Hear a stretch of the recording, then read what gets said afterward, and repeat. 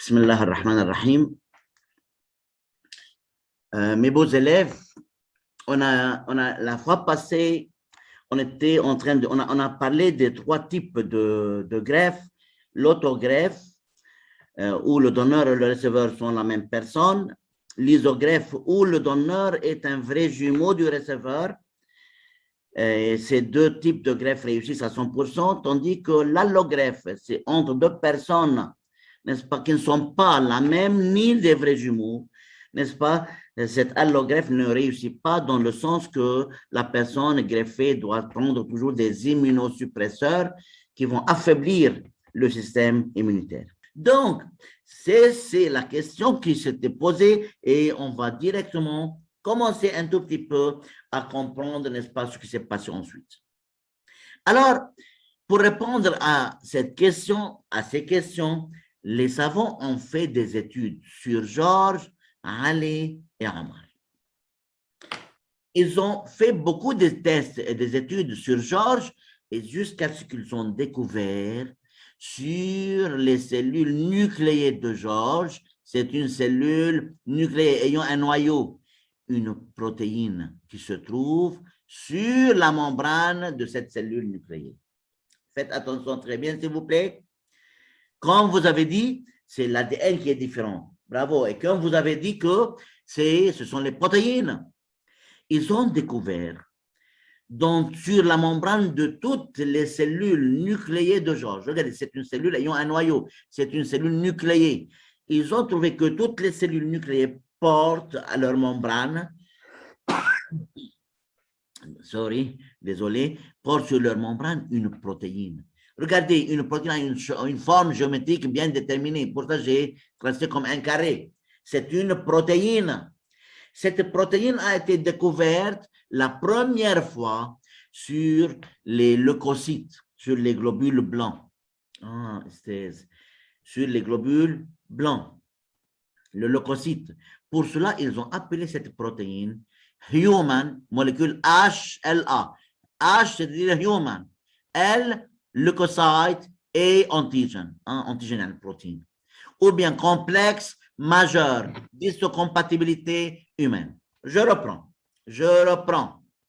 Alors, ils ont étudié Georges, ils ont fait beaucoup d'études, ils ont découvert que sur toutes les cellules, sur la membrane de toutes les cellules nucléées de Georges, il y a à noter la présence d'une protéine bien déterminée. Puisque cette protéine, la première fois, a été découverte sur les leucocytes, c'est-à-dire les globules blancs, pour cela, ils ont appelé HLA en anglais. Human Leukocyte Antigen. HLA. Human, c'est-à-dire humain. Leukocyte, c'est-à-dire leucocyte. Antigen, c'est-à-dire protéine. En français, on les appelle complexe majeur d'histocompatibilité humaine. Bon. Premièrement, ils ont découvert cette protéine sur la membrane des leucocytes et puis quoi? Ils ont trouvé que toutes les cellules nucléées de Georges portent la même protéine. Ils ont arrivé à Ali. Qu'est-ce qu'ils ont découvert chez Ali? Sur votre avis? نفس الزيتة. يا عمي نفس الزيتة لأنه comme vous avez dit le même ADN, la même molécule d'ADN enfin. طيب Georges, Omar. Non, تتغير.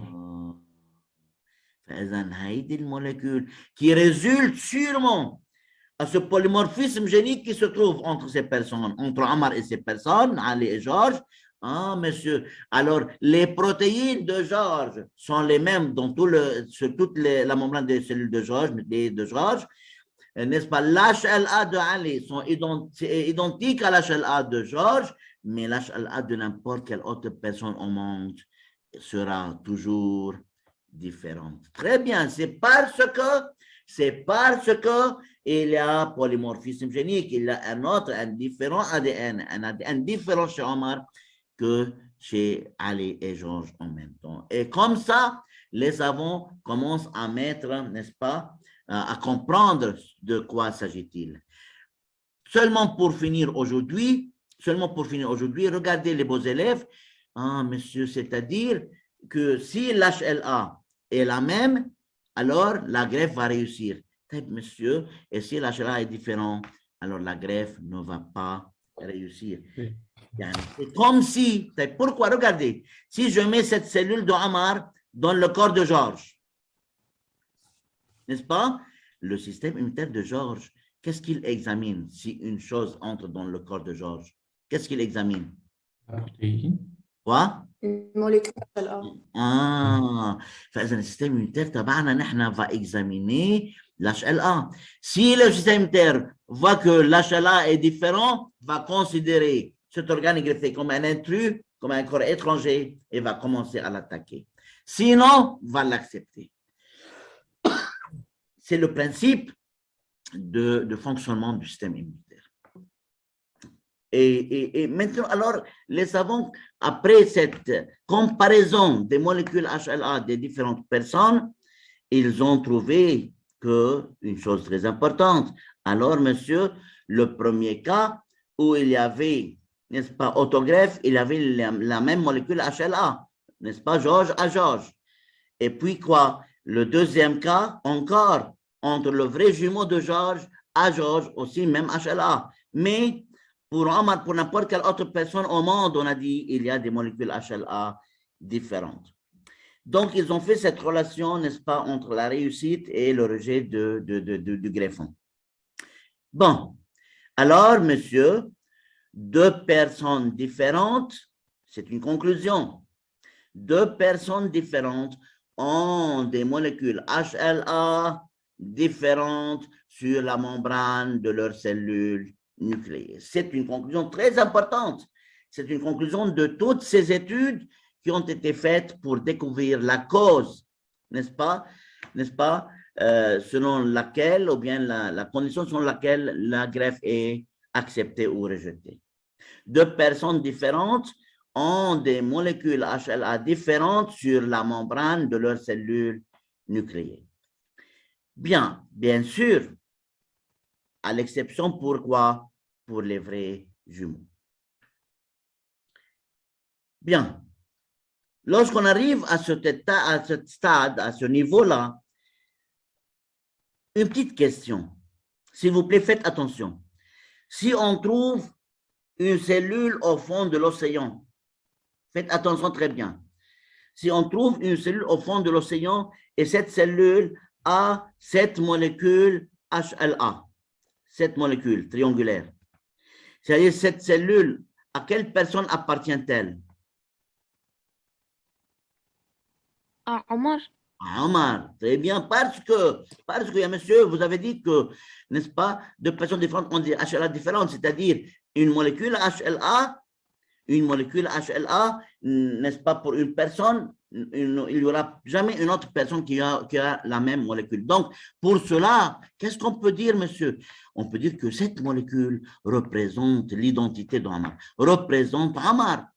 Pour cela, regardez le titre de la leçon, n'est-ce pas, molécule HLA marqueur. Alors, pour cela, on peut appeler, n'est-ce pas, les molécules HLA, ce sont des marqueurs majeurs du soi. Alors, les molécules HLA forment donc un marqueur majeur du soi. C'est très, très, très, très important. Hein?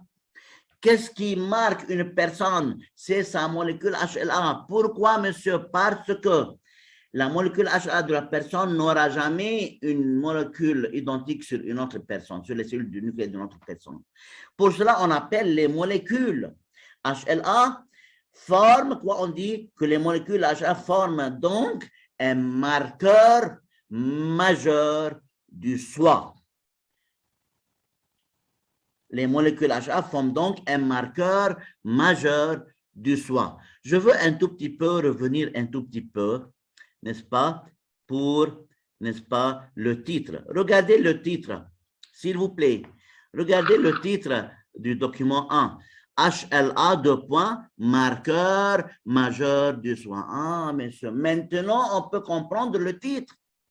Les molécules HLA forment vraiment un marqueur majeur du soi et on commence et on comprend maintenant pourquoi on dit que les molécules HLA forment un marqueur majeur du soi.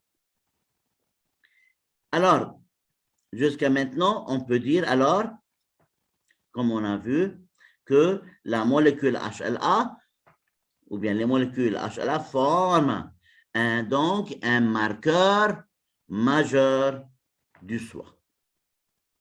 Ça va jusqu'à maintenant? Oui, Esther. Bon. Ah, monsieur Taïb, très bien. Qu'est-ce que cela peut être? Comment cela va nous aider à comprendre le système immunitaire? Monsieur Taïb, si on sait que les molécules HLA forment un marqueur majeur du soi, cela va servir à quoi? Monsieur, faites attention. Alors, monsieur, je peux maintenant dire que le système immunitaire de Omar, a ou bien reconnaît très bien la molécule HLA de Omar. Donc, à chaque fois qu'une bactérie ou bien n'importe quelle autre cellule d'une greffe, par exemple, d'un organe, d'un greffon, qui va être mis dans le corps de Omar, le système immunitaire de Omar va comparer l'HLA de Omar à l'HLA de l'organe, des cellules de l'organe greffé. Si l'HLA des cellules de l'organe greffé est identique, sont identiques, n'est-ce pas? Alors, dans ce cas, le système immunitaire va accepter le greffon et ne va plus attaquer. C'est le cas de Georges, de l'autogreffe, désolé, et de l'isogreffe. Mais lorsque on a pris des cellules de Omar, n'est-ce pas, et on a greffé la peau de Omar, n'est-ce pas, sur Georges, le système immunitaire de Georges, en comparant l'HLA de Georges à l'HLA de la peau greffée, des cellules, le nucléaire de la peau greffée, a vu que les molécules HLA sont différentes. Pour cela, a refusé, le système immunitaire de Georges a refusé les cellules de Omar et a considéré comme les cellules de Omar sont un non-soi. Parce que tout ce qui a la même molécule HLA sera considéré comme soi, comme appartient au corps. Et en comparant alors les cellules de Omar, le système immunitaire de Georges a refusé les cellules de Omar parce que ces cellules présentent une identité différente, présentent une molécule HLA différente. Pour cela, le système immunitaire de Georges a attaqué les cellules d'Omar et va attaquer les cellules de n'importe quelle autre personne. N'importe quelle autre personne aura des HLA différentes. Mais seulement les cellules de Ali sont acceptées car Ali est un vrai jumeau dans ce cas et a la même molécule HLA que Georges. Pour cela, je veux arriver à une conclusion. Regardez cette conclusion qu'on va écrire ensemble. Je veux dire doucement. Donc, c'est très important, c'est un principe dans le système immunitaire. Donc, le système immunitaire reconnaît, regardez ce mot-là, regardez ce verbe, hein, le système immunitaire, quoi? Reconnaît tout ce qui appartient au corps. Tout ce qui appartient au corps est quoi? Et l'accepte. C'est ce qu'on appelle le soi. N'importe quelle cellule qui a la même molécule HLA que le corps sera acceptée et on va l'appeler le soi. Ça appartient à mon corps. Et le système immunitaire, deuxième point. Alors, le premier point était que le système immunitaire reconnaît tout ce qui appartient au corps et l'accepte, c'est ce qu'on appelle le soi. Et le système immunitaire reconnaît quoi? Reconnaît tout ce qui n'appartient pas au corps et quoi? Et l'attaque, c'est ce qu'on appelle le non-soi. Regardez la remarque. Cette reconnaissance est basée sur quoi? Cette reconnaissance est basée sur la molécule HLA de l'individu, entre deux parenthèses, car la molécule HLA forme un marqueur majeur du soi. Donc, on est arrivé à une conclusion très importante qui va nous aider à comprendre comment, n'est-ce pas, le mécanisme, la physiologie du système immunitaire, comment le système immunitaire reconnaît que c'est une bactérie et va l'attaquer. Comment le système immunitaire reconnaît que ce n'est pas une bactérie et va l'accepter? Alors, le système immunitaire reconnaît en se basant sur la molécule HLA de l'individu.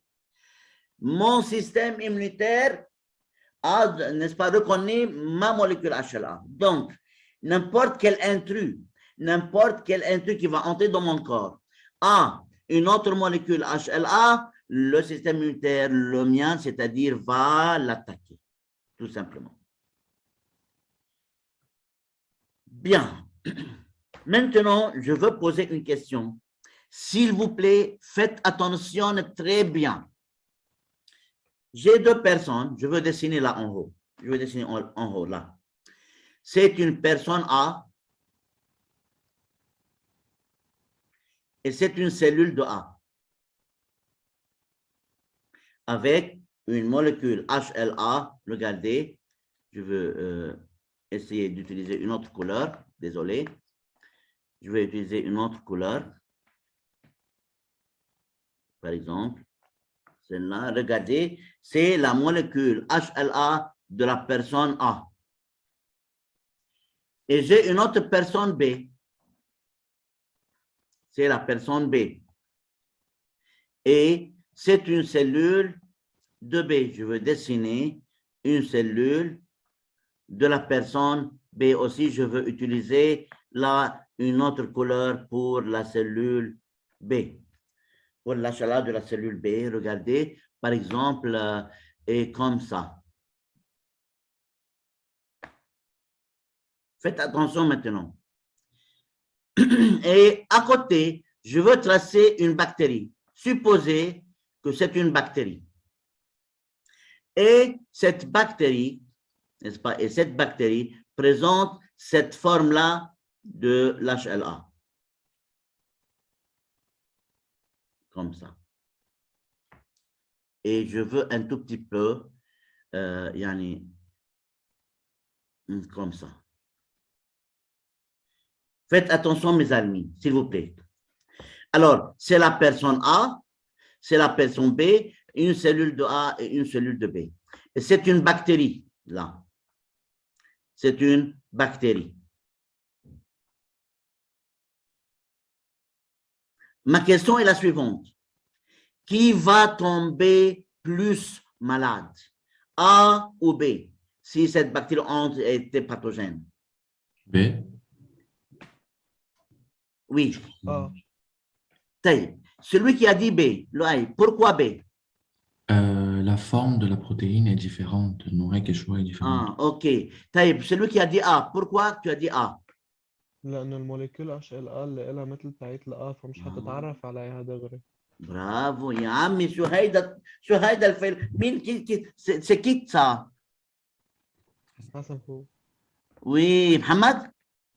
حسن فواز. Ah, Hassan. Bon, regardez, premièrement, merci pour vos réponses. Parce que regardez, mes élèves, si cette bactérie entre dans le corps de A, le système immunitaire de A va croire, entre deux guillemets, que cette cellule appartient au corps.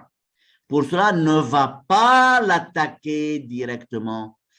Cette cellule, cette bactérie va manger les cellules, va sécréter des toxines avant que le système immunitaire ne commence à l'attaquer.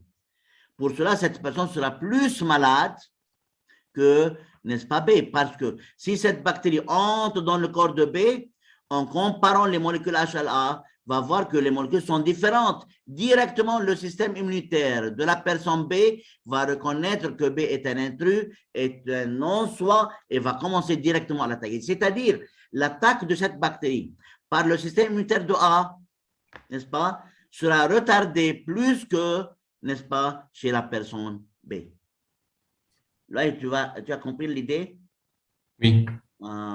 Fazan, parce que très bien, Hassan Fawaz, alors, parce que cette bactérie a une molécule HLA qui ressemble à la molécule HLA de la personne A, pour ça, le système immunitaire va, n'est-ce pas, hésiter avant d'attaquer. Bien, c'était un principe. Pour cela, certains individus souffrent plus que les autres une fois sont malades. La même maladie, n'est-ce pas? Bien sûr, il y a des autres facteurs qui jouent un rôle.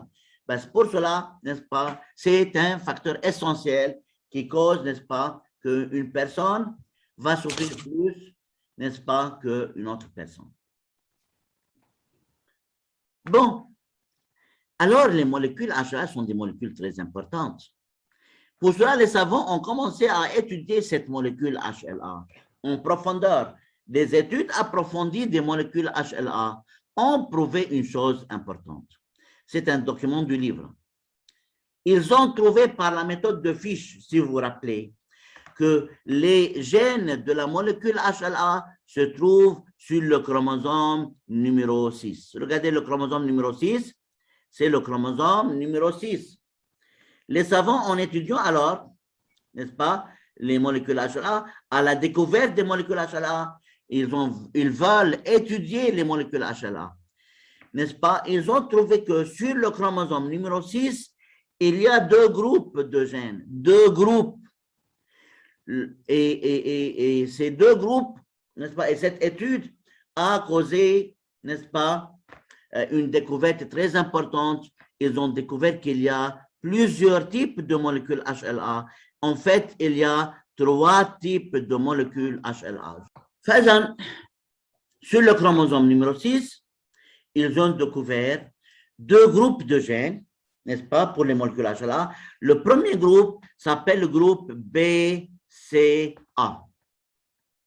Et comme je dis que Allah يعطيك ألف عافية.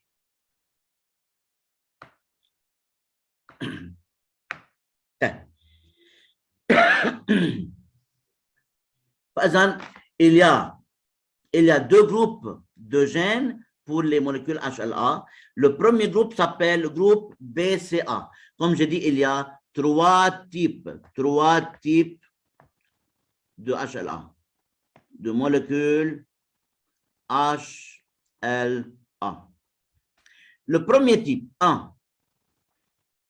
Le premier type, n'est-ce pas, s'appelle HLA1. HLA1. Ou classe 1.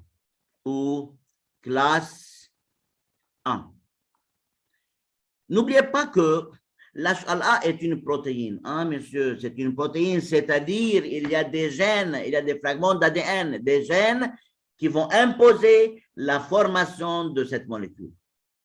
L'HLA1, n'est-ce pas, les 3 gènes B, C et A sont responsables de la synthèse de la protéine classe 1, protéine antigène, protéine de classe 1, c'est-à-dire HLA de classe 1. Et où se trouve cette HLA de classe 1, monsieur? Se trouve sur la membrane, regardez la flèche, hein, la membrane plasmique, de quoi? De toutes les cellules nucléées. Ah, monsieur, par exemple, toute cellule nucléée du corps présente une protéine donnée appelée antigène de classe 1, HLA de classe 1, ou bien on représente par HLA1, tout simplement. Et les gènes responsables de la synthèse de cette molécule HLA1 sont appelés BCA, gène B, gène C et gène A, 3 gènes, et qui se trouvent sur le chromosome numéro 6. C'est le premier type de molécule HLA. Bien, comme j'ai dit, il y a 3 types de molécules HLA. Le premier type s'appelle HLA1 ou classe 1, qui se trouve sur la membrane de toutes les cellules nucléées. Et dont les gènes responsables se trouvent sur le chromosome 6 et sont appelés gène B, gène C et gène A. 3 gènes. Bon. Il y a un deuxième type. J'ai dit 3 types, moi. Le deuxième type d'HLA, maintenant.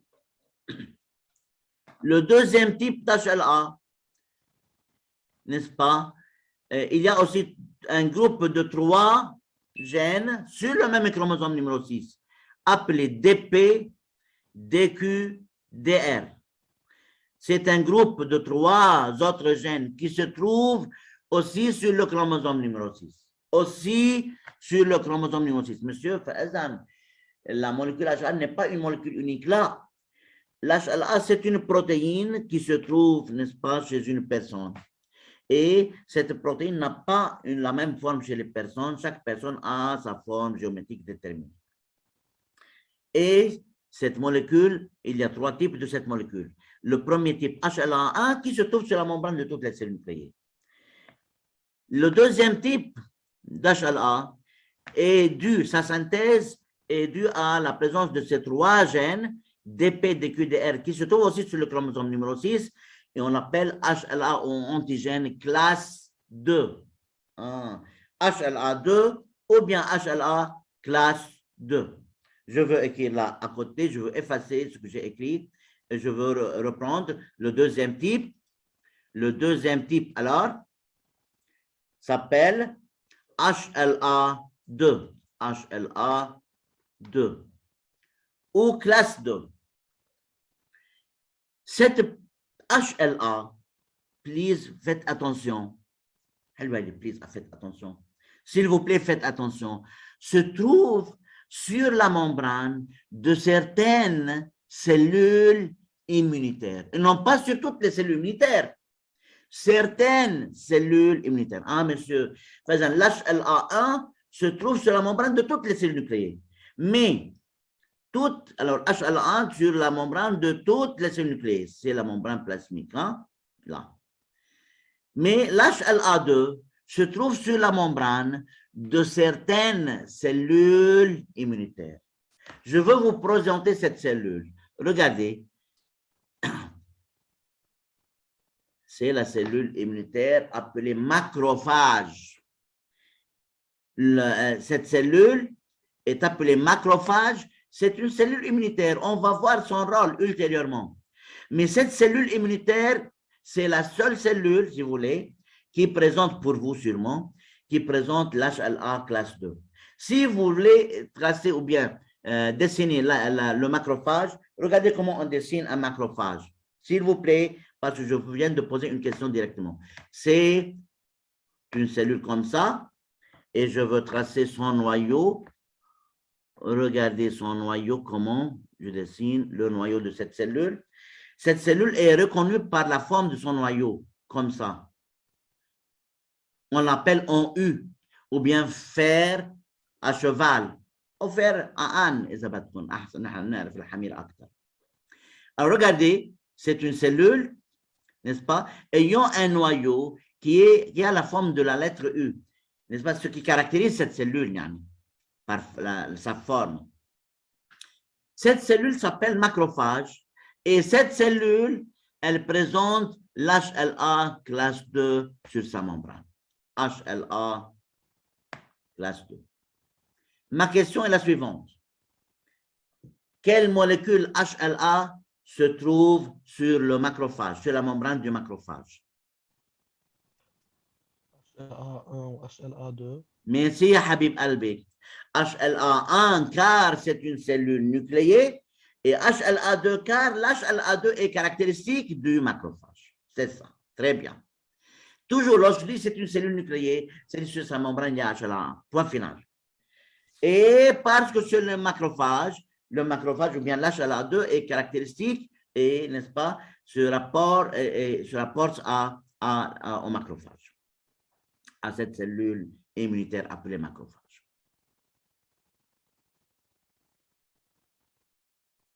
Bon, alors HLA2 se trouve sur la membrane des macrophages. Macrophages. Ce sont des cellules immunitaires, comme on a déjà dit, et on va étudier ultérieurement son rôle. Pas maintenant. Jusque-là, j'attends les questions s'il y a des questions. Ça va.